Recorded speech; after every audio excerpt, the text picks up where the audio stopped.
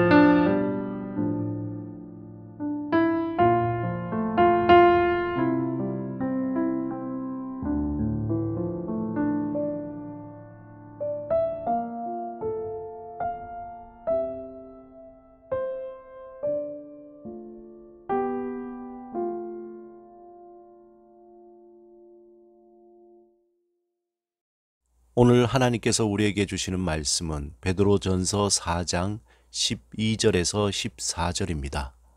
이 말씀을 통해 하나님이 우리에게 주시는 음성을 듣겠습니다. 먼저 마음을 다해 말씀을 3번 읽겠습니다. 사랑하는 자들아, 너희를 연단하려고 오는 불시험을 이상한 일 당하는 것 같이 이상히 여기지 말고 오히려 너희가 그리스도의 고난에 참여하는 것으로 즐거워하라. 이는 그의 영광을 나타내실 때에 너희로 즐거워하고 기뻐하게 하려 함이라. 너희가 그리스도의 이름으로 치욕을 당하면 복이 있는 자로다. 영광의 영 곧 하나님의 영이 너희 위에 계심이라. 사랑하는 자들아, 너희를 연단하려고 오는 불시험을 이상한 일 당하는 것 같이 이상히 여기지 말고 오히려 너희가 그리스도의 고난에 참여하는 것으로 즐거워하라. 이는 그의 영광을 나타내실 때에 너희로 즐거워하고 기뻐하게 하려 함이라. 너희가 그리스도의 이름으로 치욕을 당하면 복이 있는 자로다. 영광의 영 곧 하나님의 영이 너희 위에 계심이라. 사랑하는 자들아, 너희를 연단하려고 오는 불시험을 이상한 일 당하는 것 같이 이상히 여기지 말고 오히려 너희가 그리스도의 고난에 참여하는 것으로 즐거워하라. 이는 그의 영광을 나타내실 때에 너희로 즐거워하고 기뻐하게 하려 함이라. 너희가 그리스도의 이름으로 치욕을 당하면 복이 있는 자로다. 영광의 영 곧 하나님의 영이 너희 위에 계심이라. 아멘. 오늘 본문에서 베드로는 고난이 다가올 때 어떻게 대처해야 할 것인가에 대해 우리에게 말씀하고 있습니다. 그 첫 번째 태도는 고난을 받을 때 이상하게 여기지 말라는 것입니다. 다시 말해서 왜? 라는 질문을 미뤄두고 하나님을 바라보라는 것입니다. 우리가 고난받을 때 왜? 라고 질문할 때마다 오히려 혼돈의 깊은 수렁에 빠져들게 됩니다. 하나님, 왜 나에게 이런 고난을 주십니까? 왜 나에게 이런 억울한 일을 당하게 하십니까? 왜 나만 이런 고통을 당해야 하나요? 이렇게 왜라고 질문하면 할수록 빠져나올 수 없는 깊은 수렁에 빠지게 됩니다. 또한 고난이 다가올 때 두 번째 태도로 이상히 여기지 말고 오히려 즐거워하고 기뻐하라는 것입니다. 어떻게 보면 이 말씀은 말도 안 되는 소리 같습니다. 고난은 고난이지 기뻐하거나 감사한다는 것은 위선이라고 생각할 수 있습니다. 하지만 고난을 대처하는 가장 중요한 태도는 기뻐하는 것, 다시 말해서 믿음의 관점으로 바라보는 것입니다. 왜냐하면 이 고난은 내가 헤쳐나가야 할 것이지 내가 품고 살아야 할 것이 아니기 때문입니다. 세상의 어떤 누구도 고난을 품고 살아가고 싶은 사람은 없습니다.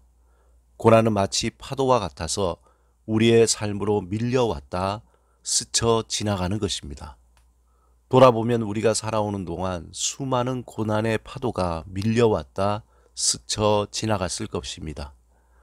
또한 앞으로 많은 고난과 아픔의 파도들이 밀려올 것입니다. 그 파도가 밀려왔을 때 죽을 것 같고 모든 것이 끝날 것 같지만 그 고난의 파도는 지나갑니다. 그렇다면 중요한 것은 그 파도를 다친 마음으로 두려워하고 원망하고 비관하며 맞이할 것인가, 아니면 믿음으로 감사함으로 담대하게 맞이할 것이냐입니다. 아마 같은 고난의 파도이지만 그 파도를 맞이하는 태도에 따라 파도가 지나간 후에 너무도 다른 결과를 마주할 것입니다. C.S. 루이스는 고통은 하나님이 우리를 부르시는 확성기, 음성이라고 말합니다. 믿음 안에서 우리는 고난과 고통 가운데에서 하나님을 바라보게 됩니다. 우리가 믿음으로 하나님을 바라볼 때 거듭 깨닫게 되는 것은 우리의 인생이 나의 것이 아니고 나의 힘으로 살아갈 수 없다는 것입니다. 또한 우리는 그 고난의 자리에서 하나님께서 우리에게만 들려주시는 음성을 들을 수 있습니다.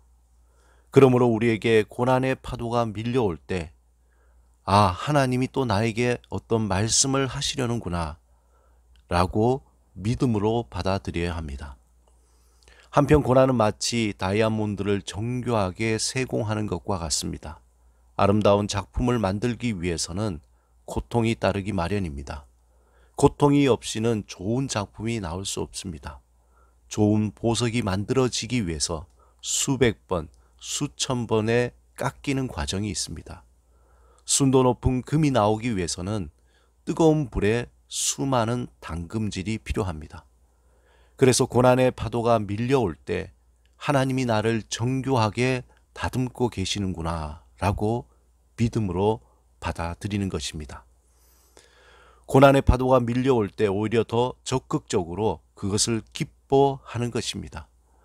우리가 고난을 고통스럽게 받기보다는 하나님의 관점에서 기뻐하며 즐겁게 받으라고 오늘 말씀하고 있습니다. 이것이 곧 장차 우리에게 영광이 될 것이라는 겁니다. 우리가 고난을 바라보는 새로운 태도를 통해서 영적인 근육이 강화될 것입니다. 우리에게 고난이 다가올 때, 즐거워하고 기뻐할 때 마치 운동선수가 혹독한 훈련을 통해 근육이 찢어지고 회복되는 것이 반복되면서 강한 근육을 얻는 것처럼 우리에게 새로운 믿음의 근육이 형성됩니다. 물론 그 순간은 너무나 큰 고통과 아픔이 있지만 우리의 믿음의 근육이 찢기고 다시 회복되면서 더 새롭고 강한 근육이 형성이 됩니다.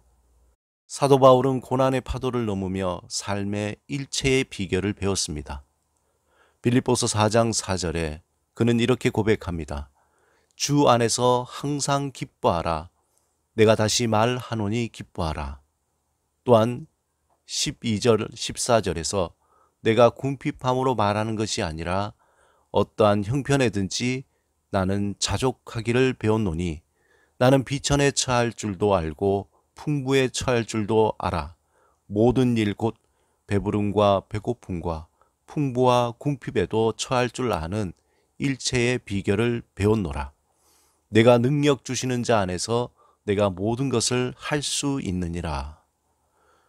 바울의 이 고백은 단순히 적극적인 사고방식이나 자기 체면이 아닙니다.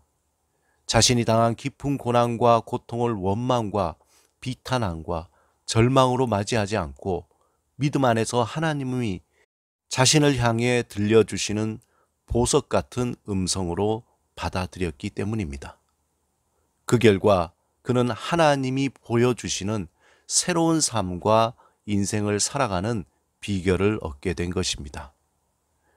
이제 우리에게도 고난의 파도가 밀려올 때 하나님 왜? 라고 질문하기보다 하나님 이것을 어떻게? 라고 대답하며 고난을 이상히 여기지 말고 오히려 그것을 통해서 하나님이 들려주실 음성을 기대하시기 바랍니다.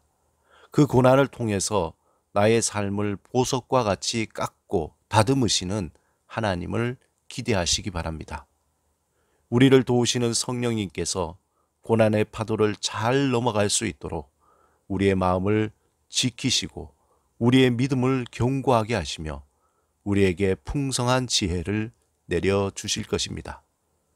오늘 하루도 하나님이 우리에게 주신 모든 상황 속에서 믿음으로 감사하고 기뻐하며 담대하게 살아가시기를 주님의 이름으로 축원합니다. 함께 기도하시겠습니다. 주님, 어떤 상황에서도 지금 여기에서 임하시는 주를 바라보며 감사함으로 현재를 살아가는 지혜를 주옵소서. 예수 그리스도 이름으로 기도드립니다. 아멘.